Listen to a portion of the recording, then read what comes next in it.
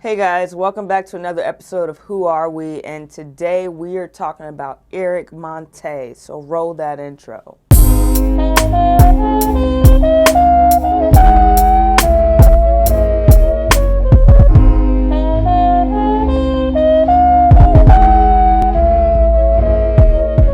Born December 25th, happy birthday, in 1943, raised in a housing project on the north side of Chicago.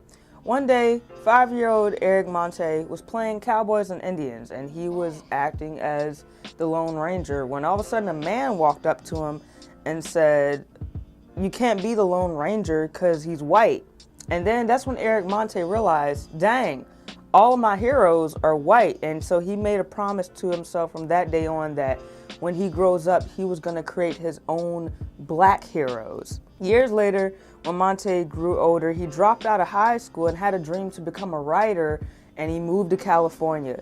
In 1971, Monte befriended an actor by the name of Mike Evans. Many of us may know him as Lionel, the son on the Jeffersons. One day, Mike came to Eric and said this. He said, "Look, I'm on this show called All in the Family. I play Lionel.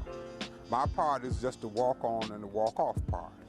And everybody's writing writing episodes for the show and getting paid. And I understand you're a good writer. What I want you to do is I want you to write an episode that centers on my character.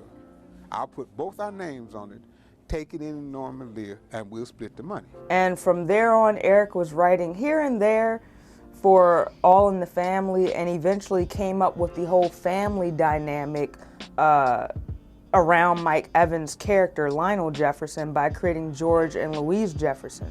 So I wrote a show in which I created his mother and father, George and Louise Jefferson.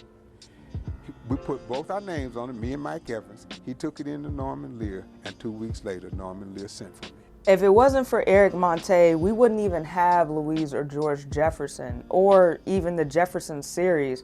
Pretty much, it would just be Lionel being just a rare side character, just reoccurring on All in the Family. So it was, one thing leads to another. So I'm so glad Eric Monte, took out the time to really create a whole family dynamic around Lionel and not just writing for the Lionel character, Although Eric didn't write for the Jefferson series itself, he did write on the series of Good Times, where he made sure there was a strong father figure in the show. However, that strong father figure, John Amos, also known as James, did not stay on the show long.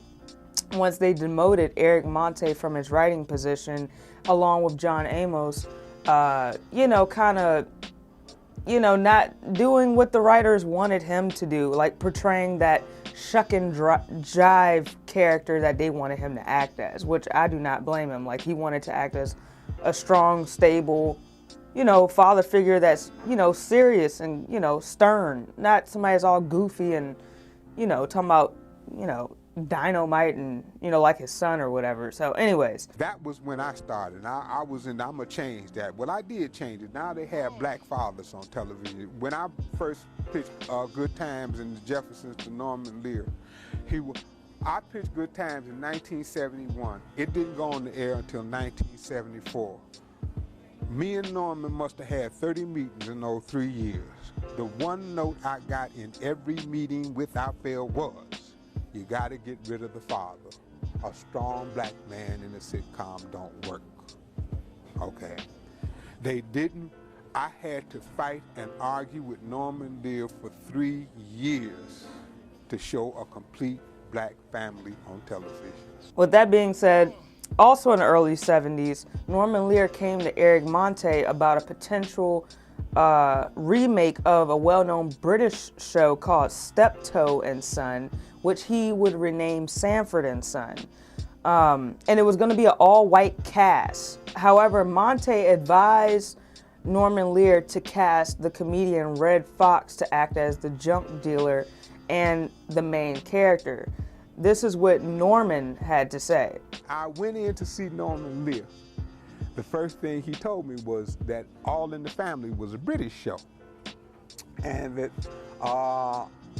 They had another British show that they were bringing over called Steptoe and Son about this guy that owned the junkyard.